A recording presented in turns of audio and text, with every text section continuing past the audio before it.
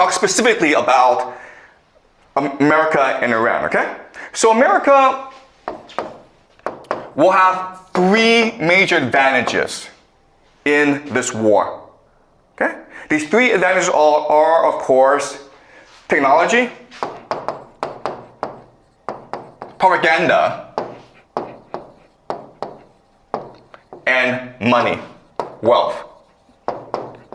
These are the three major strengths of the American empire.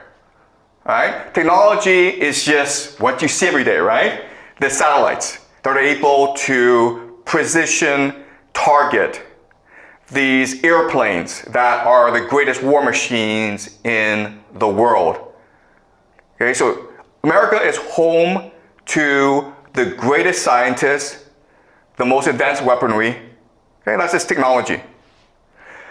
Propaganda means that America controls information space. It controls the internet. It controls the world's most powerful media, including the New York Times, CNN, BBC. It controls YouTube. It controls Google. It controls information landscape. America does not want you to know something. It can hide it from you. America can control the discourse. It can control how you think about the world. That's propaganda. The last thing is money. Okay? And it's a very simple idea.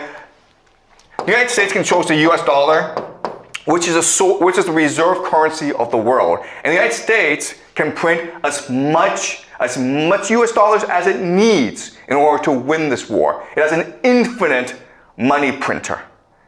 Okay? And then it can use this money to bribe people to fight this war, right? It can pay for mercenaries. It can bribe ethnic minorities to rebel against the government in Iran. It can bribe Iranian officials to betray the government, okay? So, looking at these three things, you would think that America is invincible, right? But again, we need to think about the law of asymmetry and recognize that these advantages are also disadvantages, all right? So, let's discuss this. Technology. Well, you know, if you have the most advanced weaponry in the world, you become lazy, arrogant, and dependent on the technology, right?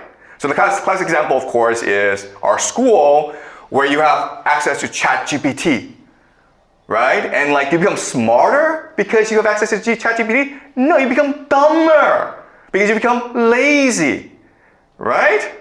Same thing with technology. You would think that with the most advanced weaponry in the world, America would become invincible, but instead, the American military becomes too dependent on the technology. It becomes too arrogant, too complacent. Okay, it's like, well, you know, if we get into trouble, then we'll just send in the Air Force and blow everything up, okay? So it leads to dependency. And this actually hampers innovation and resilience in the battlefield. And this is what you need to win, okay? You need to be innovative and you need to be resilient on the battlefield, but because of technology, you become too lazy to think for yourself. All right? So that's one problem. Propaganda. You would think that, oh, America can control the debate, therefore, that's a huge advantage. It's actually not an advantage, guys. The reason why is that in order for innovation and resilience to happen, you need to have open debate, right? You need people to voice dissenting opinions. But if you control the information landscape, what you can do is censor. And that's what America's doing right now. It's telling people to shut up and obey. You're not allowed to point out that this war is stupid and America can't win this war. Otherwise, you'll be kicked out, okay?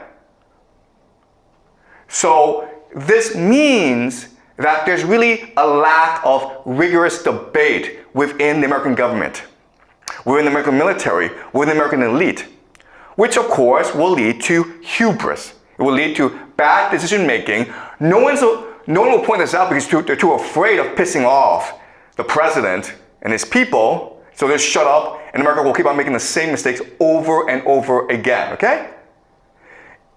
We call it drinking your own Kool-Aid, okay? Okay, they're basically getting high on their own supply is another phrase that we use. All right, money and wealth. You would think, okay, well this is it, man. We just bribe everyone, we just bribe the entire world, and we're good, right? The problem is this.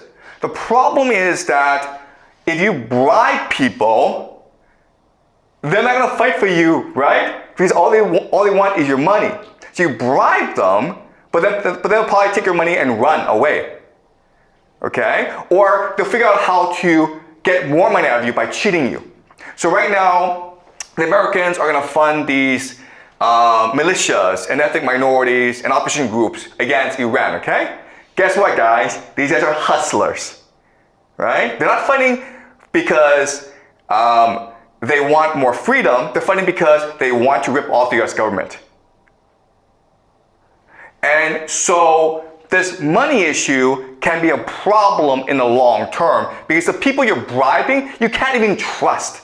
And they're not motivated to actually win this war for you. They're actually motivated to scam you as much as possible. And they could be actually a problem in the long term because you're putting so much resources into these hustlers.